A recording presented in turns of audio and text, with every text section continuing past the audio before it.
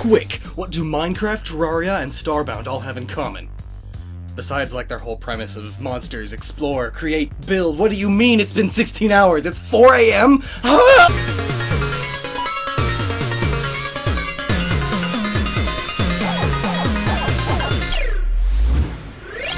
Gnoggin. Random map generators have boomed in popularity recently, and that's not to say that they haven't been around a long time. Many RTS games have them. Age of Empires, anyone? Even looking back at games like The Elder Scrolls, Daggerfall, the wilderness between each town was randomly generated. Heck, the wilderness in Oblivion, the unimportant parts at least, those are randomly generated and then saved to the game too, because Bethesda is lazy. But recently, there has been a huge influx of games that utilize unique, randomly generated maps every time you play the game, and sometimes even every time you die. Games like Minecraft, Terraria, Starbound, Rogue Legacy, Cavern Kings, and even Pokemon Mystery Dungeon use random map generation. And while there are plenty of people who love games that utilize this, how many of those people actually understand how it works? Well, it's all in the programming, isn't it? The code. Well, that just sounds boring. Who would want to watch a video about that? Actually, it's quite interesting, especially when you start to consider just how random it really is. Or rather, isn't. Let's start with a fairly unknown game, one that's new to the scenes. Cavern Kings is an arena game where you dig deeper and deeper while leveling up and trying to survive, and each floor is randomly generated. Being a game with this simple premise and these small, simple maps makes its random map generation code elegantly simple, which means Cavern Kings is the perfect game to use as the starting example of how these maps are made. Without getting too deep into specifics, Cavern Kings uses a script that generates randomly sized rectangles and populates the maps with different block types put into these rectangles. It starts with the borders, and randomly picks a number for how many blocks thick the border will be there. Once all the borders are there, more numbers get randomized to decide if platforms should be created, then where, then how big. And it does this a few times. It then takes what it generated and mirrors it to make the map symmetrical. Now, it goes through and randomly picks some coordinates on the map to place crates and items and such. In the event of blocks stacking on top of one another, the block with the higher programmed priority gets used. At its core, this is basically how every game with random map generation will generate its maps. Some games like Spelunky will also do a check and make sure that it's actually possible to make it to the end of each level. If not, it will remake the map. All of these maps are made up of blocks, which really, just like any game, is just code. Each type of block has a specific number assigned to it. Numbers, math, randomness. What else is random and has numbers? Dice. To avoid getting into specific scripts and how each line affects every other line, I find that explaining this all with dice will help keep your mind from melting. Dice rolls are intrinsically random. The results vary each time you roll, and as far as Dungeons & Dragons is concerned, every roll is completely random and perfectly fair. When generating a new map, a computer will roll some dice to determine one thing, and then it will roll again to determine another, and again. And again, and again, possibly thousands of times per second, all depending on your processor speed. Let's look at Terraria for this example, as every time you generate a map, it tells you exactly what it's calculating. It starts with a default, flat, plain world of dirt, then rolls some dice to determine the terrain style of each area, be it grassland, desert, snow, whatever. It then places the sand in the desert area and rolls some more dice to determine where on the map to place some rocks, and then the size and shape of each rock. Same goes for clay and pretty much every other element deposit. Then some dice get rolled to decide where on the map you can find holes, followed by large caves. And I'm sure you get it by this point. Each dice roll, or more accurately, each script, edits the map by adding one more thing to it. Even things as small as hornets' nests and weeds get calculated this way. This is how many games go about calculating their maps. But even with all these steps and calculations, just how random is it really when you consider seeding? Some of these games will allow you to use seeds, which essentially are sequences of letters and/or numbers, which tells the computer exactly how to generate a map. If you took the same seed and put it on 2 different computers, you would get the same exact map twice. Doesn't sound so random now, does it? Remember, for something to be random, it has to be entirely unpredictable. If there is any bit of predictability, it's not random. And seeds are just that. Predictable instructions. Seeds tell the game exactly how to generate the map, block for block. It does this by taking the numbers you used as the seed and puts them through a large mathematical equation, usually involving a Mersenne twister. It pretty much always gives you a massive number in return, which gets put into the scripts in place of any dice rolls. And if you use letters in your seed, the game just converts them into numbers first, so it's not that complicated. Some may argue, "But Lockston, what if I just don't use a seed when I play these games? Then it doesn't have those forceful instructions." Well, arguing that standpoint would be wrong. In these seedable games, even if you don't give it a seed, there is still a seed somewhere buried deep in the code. The code generated its own seed. In a way, generating this seed is the only real dice roll involved. The only bit of randomness. It rolls the die to generate the seed, and then uses that seed to tell the game exactly how to build the world, converting numbers into block coordinates. So it would appear that these maps aren't actually randomly generated at all. The only randomness is determining the seed. Though, granted, the number of seeds available in a game is massive. I mean so massive that it's going to be a lot of fun to calculate. Using math! Omni, one of Starbound's game developers, did some calculations and found out the actual number of seeds available in the game, meaning the amount of maps. Which equals 422.22 quadrillion planets. And in Starbound, seeds are translated as coordinates for a planet, which I must say is pretty darn creative. So in Starbound, when you generate a new planet, you are essentially rolling a 422.22 quadrillion-sided die, which is a lot more than this. And the number that roll gives tells the game exactly how to generate the map. Programming! It's pretty simple stuff, right? And remember, your computer is calculating all of this. Come on, computer, you can do it! So, does this really mean that random map generators aren't actually randomly generating the map? All they do is randomize the seed? And that's the only bit of random in there? Well, yeah. And no. Yes, because yeah, it is. And no, because no, it's not. Just let me explain random. It may seem random, but that's only because of our human ignorance. Think about our analogy with actual dice rolls. In essence, these are random, but really, there are many reasons why you got the roll you got. Physics. You move your hand in a certain way, which makes the dice react in a certain way. The dice then also react to the table in a very specific and calculatable way. If we could know every detail about how the die in a die roll or the coin in a coin flip are moving, then the instant they left your hand, we could know exactly what the outcome will be. Our human imperfection is the only reason why rolls of dice and coin flips have different outcomes to begin with. If we had perfect precision, like that of this coin-flipping robot, then you could always achieve the outcome you want. This robot has yet to get a flip wrong. In computing, though, there are no rolls with actual dice. Everything is virtual. So can't a computer just throw a number at your face at random? No. Computers run completely logically. They only listen to instructions given to them, and these instructions have to be very specific. For instance, random.org is a website that does just that. Click the button, random number! Yay! But behind the scenes are layers and layers of code that tell it just how to choose that random number. There are 2 types of random numbers in computers, pseudo-random and true random.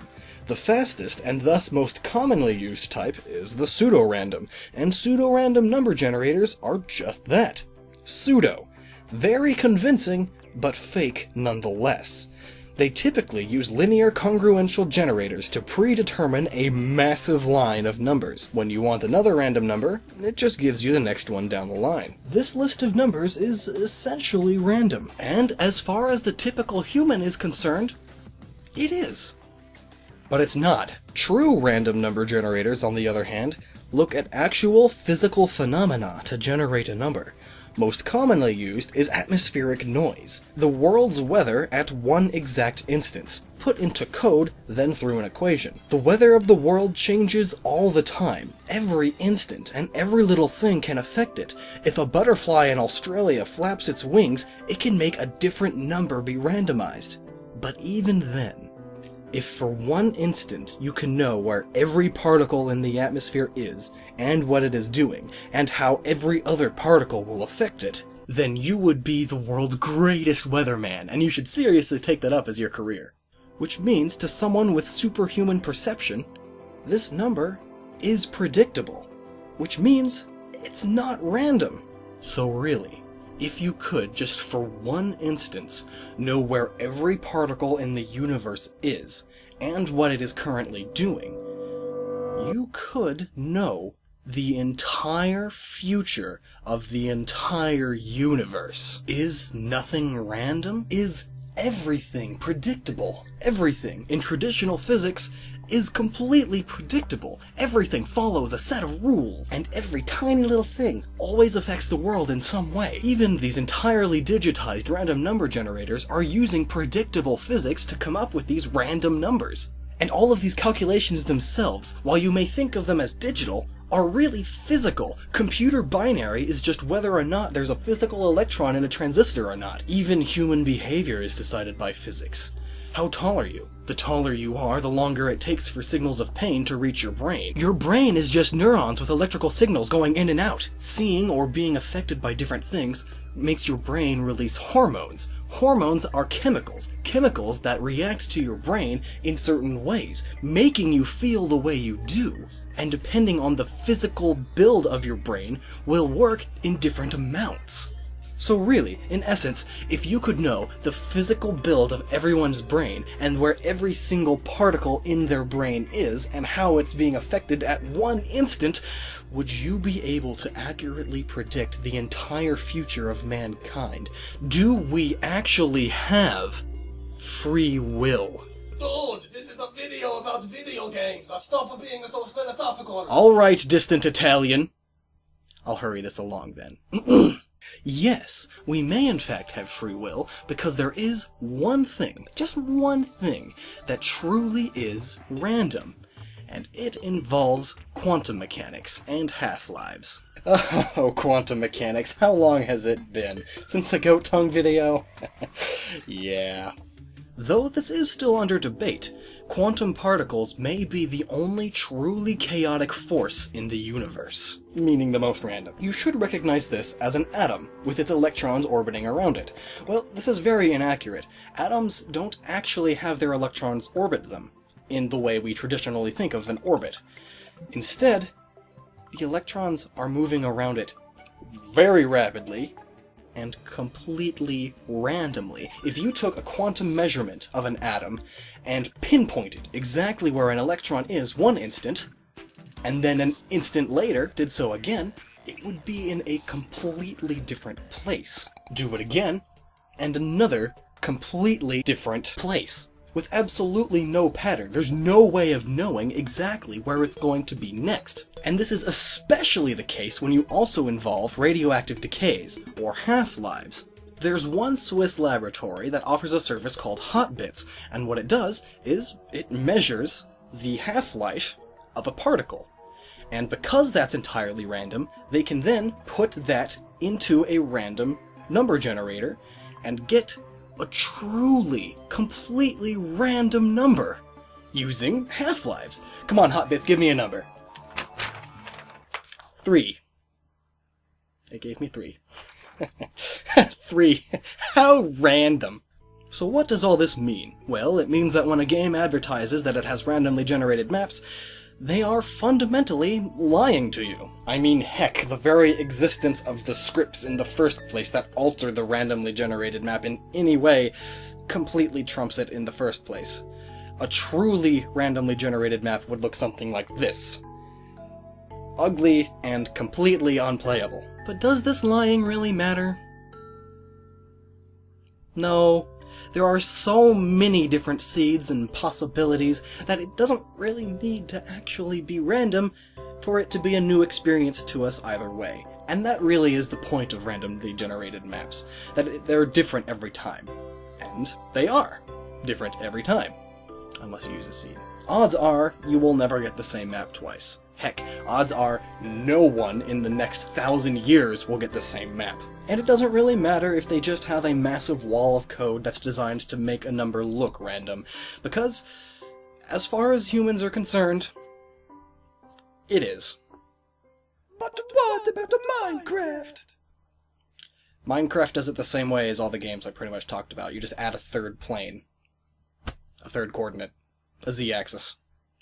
So I hope I've enlightened you on what's really going on here, and I hope you enjoyed this video. You should subscribe if you enjoy videos like this. Deep and thought-provoking. I'll end you! The next time I talk about a deep question like this, it will be answering this question. Do these units have a soul? And while you're down there liking this video, why not check out Cavern Kings? I put a link to it in the description. It's pretty fun if you like 2D arena shooters. So until next time, be sure to keep on using your noggin and stay awesome!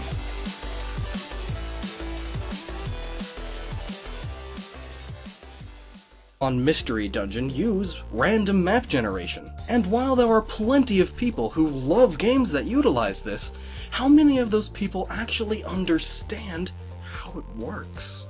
Well, it's all in the programming, isn't it? The code. Well, that just sounds boring. Who would want to watch a video about that? Actually, it's quite interesting, especially when you start to consider just how random it really is. Or rather, isn't.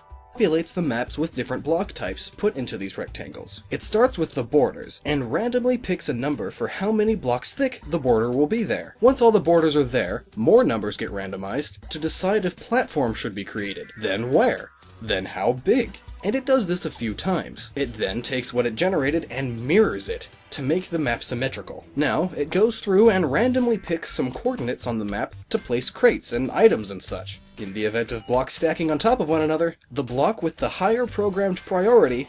Quick! What do Minecraft, Terraria, and Starbound all have in common? Besides, like, their whole premise of monsters, explore, create, build. What do you mean it's been 16 hours? It's 4 AM? Ah!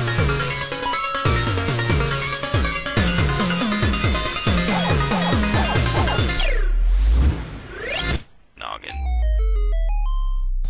Random map generators have boomed in popularity recently, and that's not to say that they haven't been around a long time. Many RTS games have them. Age of Empires, anyone? Let's start with a fairly unknown game, one that's new to the scenes. Cavern Kings is an arena game where you dig deeper and deeper while leveling up and trying to survive, and each floor is randomly generated. Being a game with this simple premise and these small, simple maps makes its random map generation code elegantly simple, which means Cavern Kings is the perfect game to use as the starting example of how these maps are made. Without getting too deep into specifics, Cavern Kings uses a script that generates randomly sized rectangles and Even looking back at games like The Elder Scrolls, Daggerfall, the wilderness between each town was randomly generated. Heck, the wilderness in Oblivion, the unimportant parts at least, those are randomly generated and then saved to the game too, because Bethesda is lazy! But recently, there has been a huge influx of games that utilize unique, randomly generated maps every time you play the game, and sometimes even every time you die. Games like Minecraft, Terraria, Starbound, Rogue Legacy, Cavern Kings, and even Pokemon